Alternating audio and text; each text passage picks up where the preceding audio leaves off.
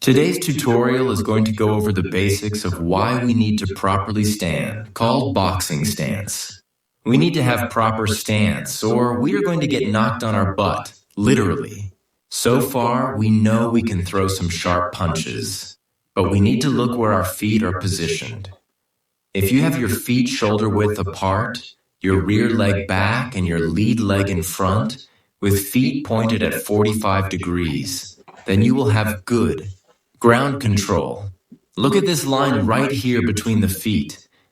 You don't want to have your feet wrongly positioned like this because it's really hard to turn into your chest. To correct this, have the feet east and west, like in this pick. Now our stance is gonna be leaned back on that rear foot a little bit. Important. If you were right-handed, then your rear foot will be the right foot in the back, and your lead foot will be your left foot in front of your left hand, or what we call southpaw. Your rear leg will be left, and your lead leg will be right. Now lean back on the rear foot a little bit like this.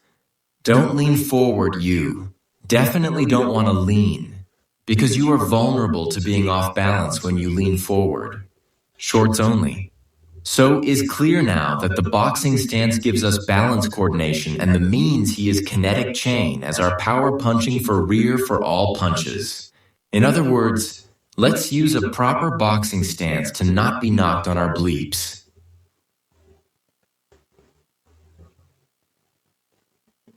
Put your body in a proper stance position. Notice that you only got one close shot, and that's from the lead hand. The jab. Notice that before I take that shot, I'm open for an opponent's hit from the left or the right. Notice I can throw a 1, 3, or 5 because it's closest to the target for my stance. However, that could change if my opponent changes his stance, and you've always got to keep up with that. Now you're ready to do your kinetic chain lead transfer power.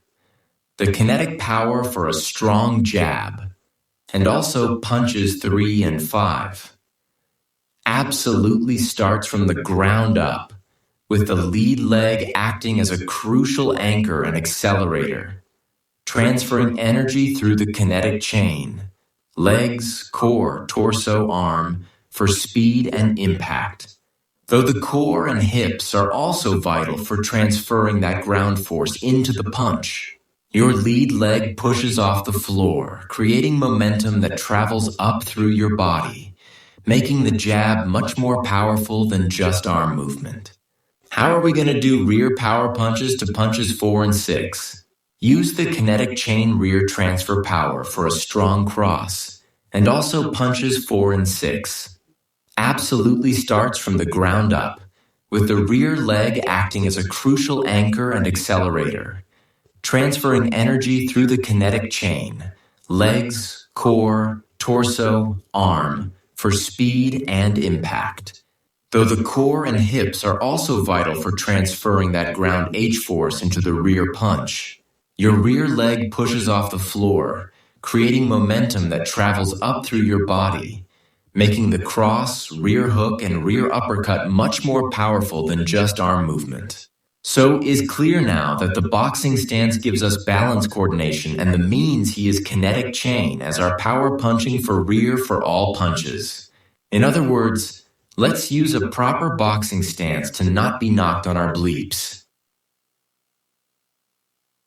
Hi again, folks. Hope you like the content you saw. If you'd like more of this content delivered to you for free, just like and subscribe. Please keep me in the algorithm. Every like and subscribe helps out tremendously to keep me on the YouTube algorithm. I appreciate all of you, and thank you very much. Take care.